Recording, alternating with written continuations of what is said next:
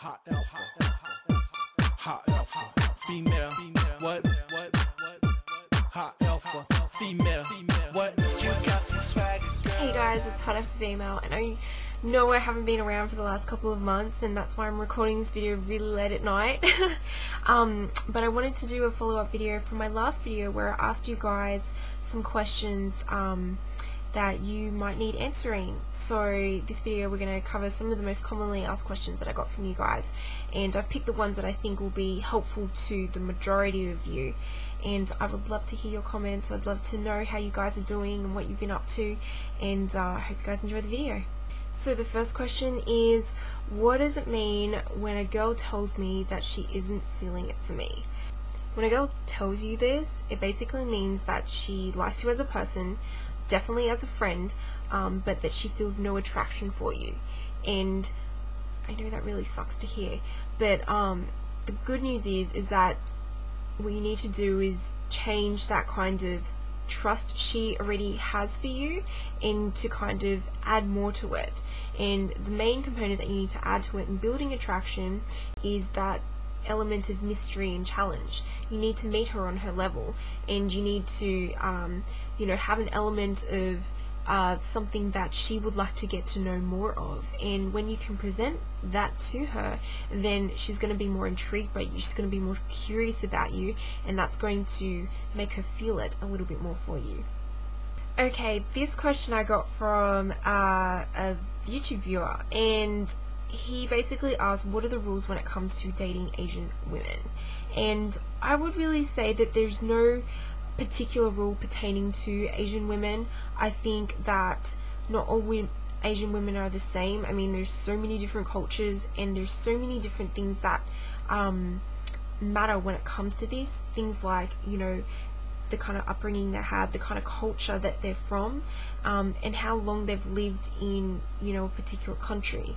And you have to kind of assess, like, from your own judgment of where she's at and how closely she's tied to her culture.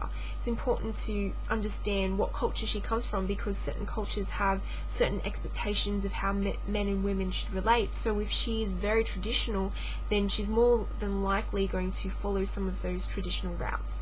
For example, you're going to have a different experience with, say, a woman who comes from Korea. She was raised in Korea, she was born in Korea, and then say she moves to the States when she was 25, and now you met her when she's 30.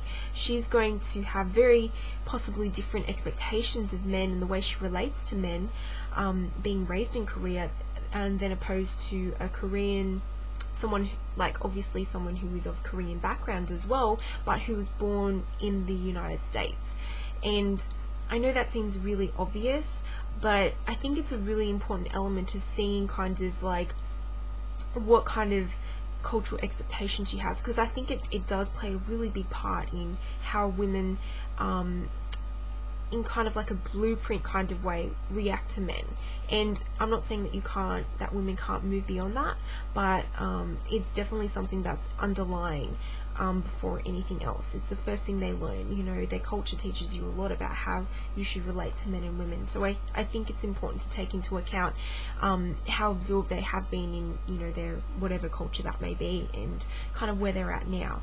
With that said, I do believe that attraction speaks all languages and crosses all boundaries in all countries. So the most important thing for you is to focus on building that attraction with her. Get to know her a little bit more, obviously, get to understand what she really values and things like that. But first and foremost, attraction should be the main focus of your priority when it comes to dating any woman. Do I need to wait for a woman's permission in order to call her? My answer is hell no. If you want to call a woman, you freaking pick up that phone and you call her.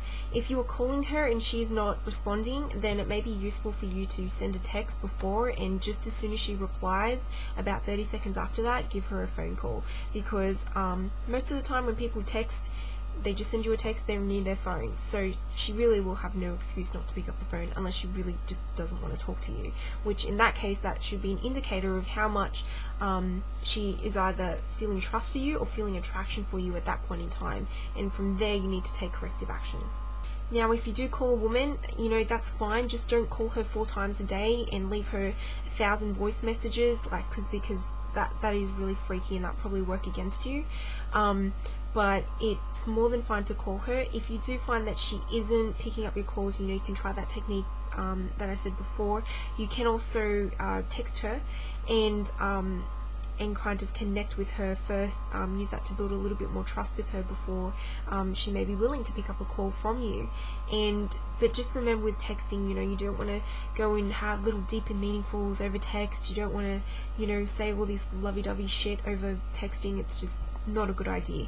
So remember, as a general rule for texting, keep them fairly short, keep them light and funny, or use them just to confirm, you know, where you guys are going to meet for the first date, or just to confirm details and facts. But don't use it as a constant medium to communicate with a woman.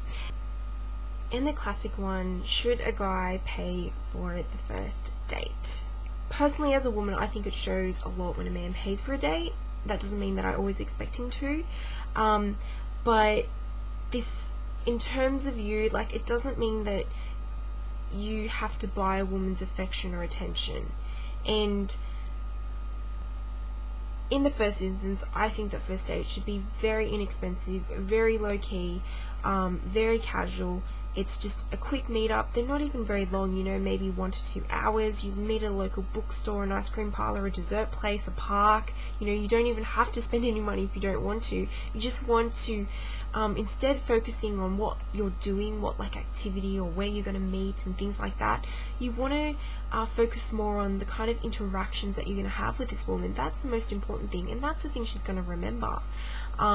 So, you know, I would say, look, you know, if it's the first date, you know, fork out a little bit for like an ice cream or something like that. It really won't be that much. She will appreciate it. And at the same time, like, hey, if she wants to pay for her own, or she wants to shout you, then don't have a shit fit about that either. Just kind of relax about the whole topic about who's going to pay. It actually is not, shouldn't be the main focus of what is going to be happening during this whole date. What should be the focus is, you know, whether you're connecting with her, whether, you know, you guys are laughing together, whether you like this woman, whether she's worth taking on a second date. You know, those are the things that you should be focusing, rather than, you know, who's going to pay for the date and things like that. And a lot of that is subsided, especially when you understand that the first date is very low-key, very casual, and usually very inexpensive. Hot alpha, female.